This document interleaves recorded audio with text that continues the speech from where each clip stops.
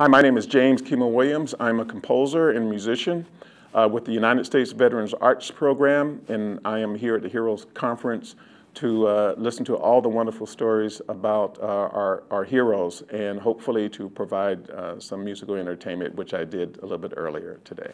You know, I grew up in Hawaii, and I went to my very first huge concert, and it was the Jimi Hendrix Experience, and this is May 1969. And I went to this concert and I heard something I've never heard before. I mean, I listened to the music of Jimi Hendrix a lot in albums, but never to see it live. And to see him live and watch him control that audience with music. Everyone moved with his guitar. They moved with every word he said. And I said, that's some powerful power up there.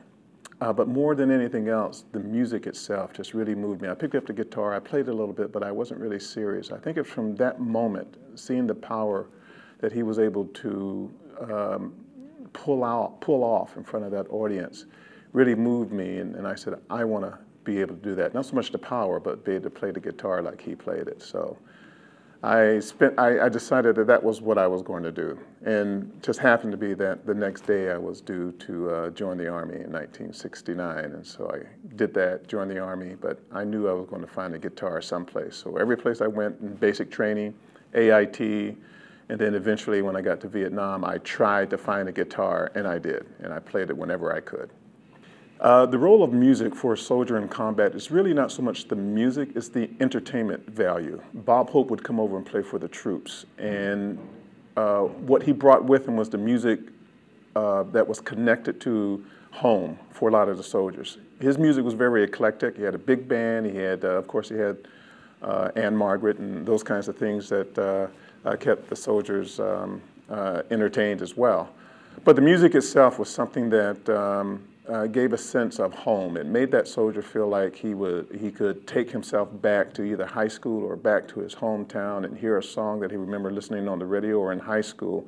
So it really connected us to home. It really was a connection to morale and welfare. And when you look at it from the Vietnam perspective, I can say that it parallels, I can say that in Afghanistan and Iraq, and I was just recently in Kuwait, it has that same power.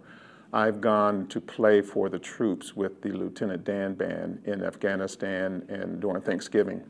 And you can see these soldiers when you play for them, that they are moved by the experience of the music, but it really connects to home. You can play one tune and then they yell and go, yeah, that's my tune.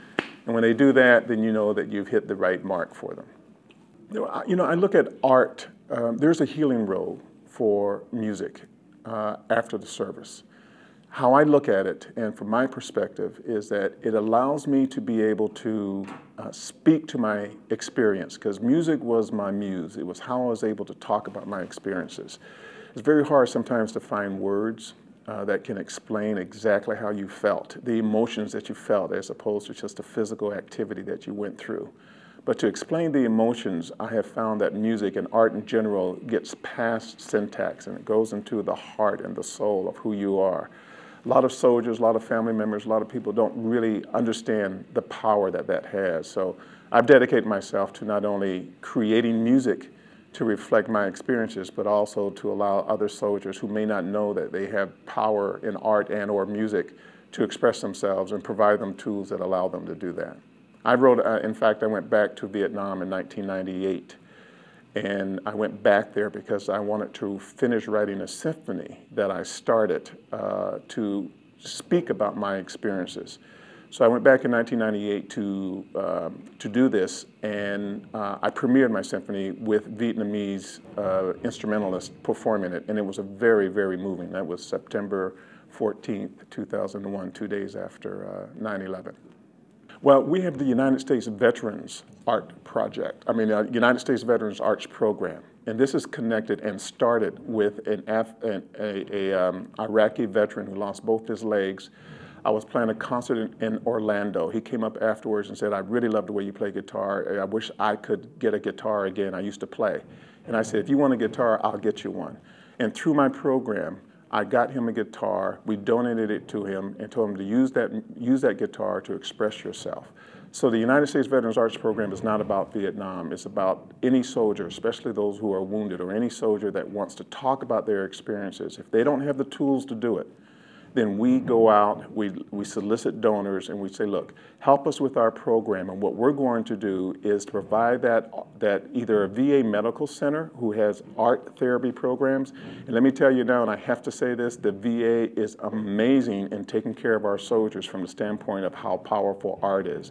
So we go into these facilities and we say, what do you need to help with your recreation therapy program? Myself and my wife, Carol Williams, we then go, we perform to do music, and then we give them something. And right now we're giving a pottery wheel to the Washington, D.C. VA Medical Center. So it's music, it's art in general, and it's very, very important to us.